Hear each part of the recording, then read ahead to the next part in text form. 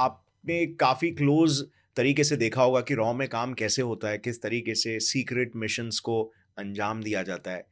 तो क्या आप एक थोड़ा सा एक पर्सपेक्टिव शेयर करना चाहेंगे व्यूअर्स के साथ कि किस तरीके से काम होता है रॉ में? देखिए, रॉ में जो काम होता है, एक आदमी काम करता है तो उसको दूसरे हाथ का नहीं पता होता दूसरा हाथ कहाँ है।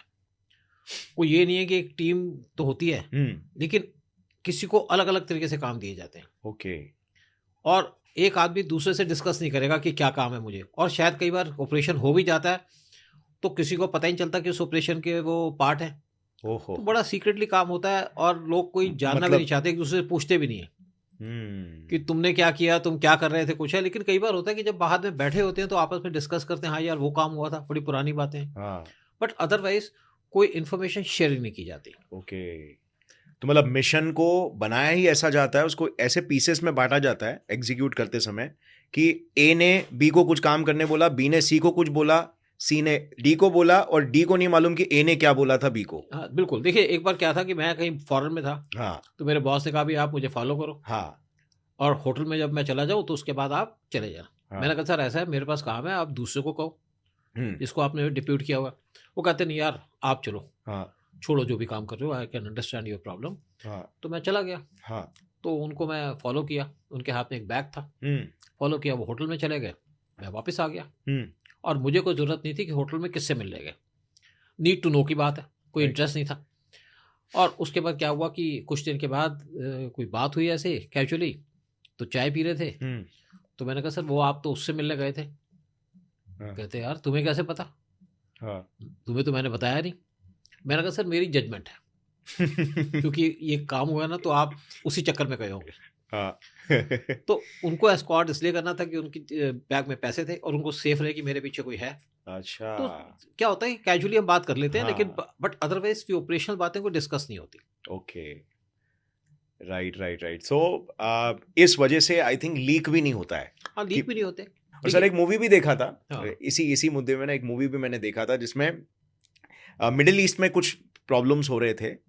तो उसमें ये CIA के तरफ से हुआ था कि CIA के एक एजेंट, तो एक फीमेल होती है, उससे कुछ काम करवाते हैं, बोलते कि बॉर्डर पास ना ये माल मसाला तुम्हें डिलीवर करके आना है। तो वो काम करके आती है, और फिर बाद में मालूम पड़ता है कि उसके नेक्स्ट डे ना वहाँ पे एक न्यूक्लियर पावर प्लांट के बाजू में एक बहुत बड़ा धमाका होता है। और फिर बाद में वो उधर बैठती है, टीवी में न्यूज़ देखती है और कनेक्ट करती है, तो समझती है यार जो मैंने पार्सल डिलीवर किया था उसके वजह से धमाका हुआ। देखिए, एक बार मैं ऐसा था कि मेरे को काम दिया गया कि भाई एक पैकेट है, आपने डिलीवर करना है, ये आदमी की फोटो है, हाँ और फलानी जगह आपने जाना है, हाँ आउट ऑफ द सिटी, सबब के अंदर जाना है।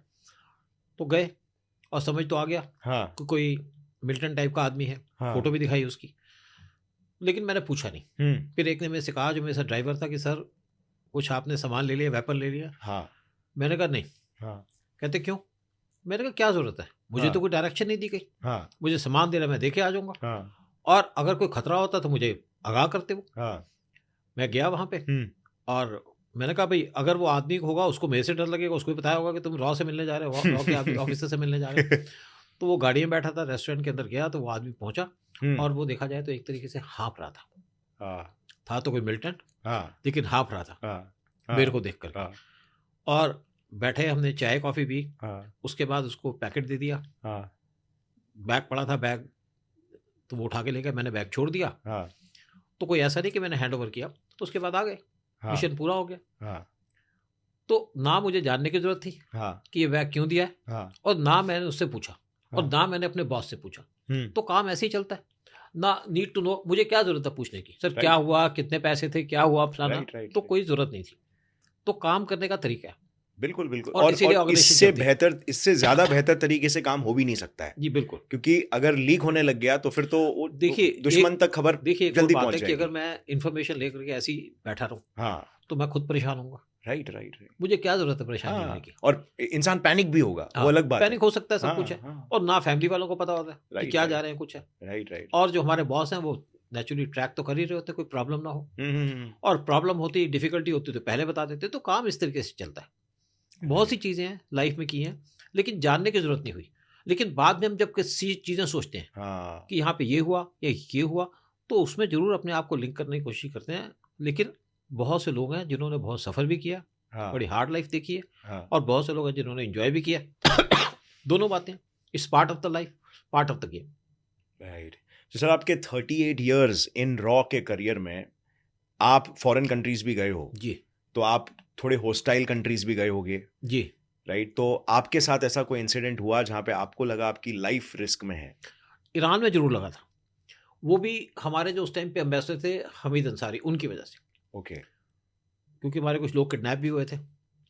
लेकिन देखा जाए तो सेफ आ गए, प्रिकॉशन ली वहाँ पे। हाँ। जब पता चला कि हम एक्सपोज हो गए हैं तो थोड़ी प्रिकॉशन ली, क्योंकि हर एक कंट्री के लोग पाकिस्तान के टाइप नहीं होते कि आपको यहाँ पे मार देंगे, गोली मार देंगे, उठा लेंगे, फैमिली के साथ मिसबिहेव करेंगे। ईरान के लोग बड़े कल्चर लोग हैं, और शायद उन्होंने भी देखा होगा कि हम उनकी गवर्नमेंट के खिलाफ कुछ नहीं कर रहे हैं, हम बिल्कुल अपनी कंट्री के सिक्योरिटी के लुक आफ्टर कर रहे हैं। बिल्कुल बिल्कुल। और लेकिन जहाँ तक प्रॉब्लम थी तो फैमिली के साथ जाते थे, हम्म। और ये पता था कि फैमिली के साथ वो कुछ नहीं करेंगे, हमको हार्म हम्म। नहीं करेंगे, नुकसान नहीं करेंगे, तो हम्म। उसी हिसाब से चलते थे हम्म।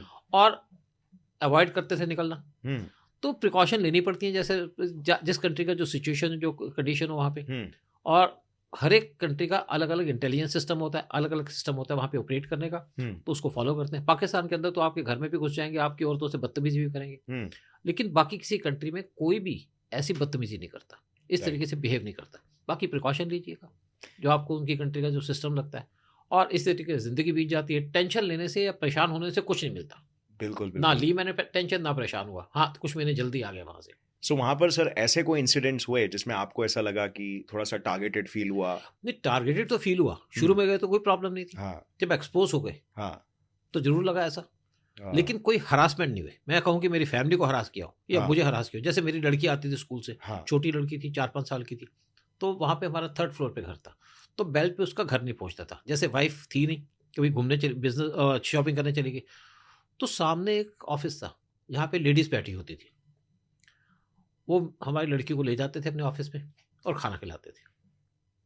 जब वाइफ आती तो छोड़ जाते थे। तो कोई ऐसी हरासमेंट नहीं हुई, कोई परेशानी नहीं हुई, ना डर लगा। और कभी जा रहे होते थे मार्केट में, कोई गाड़ी रुक जाती थी, तो समझते थे फॉरेनर कि आपको छोड़ दें, तो हमने कहा नो, हम स्टॉल कर रहे हैं, घूम रहे हैं, तो बड़ी इज्जत से बात करते थे।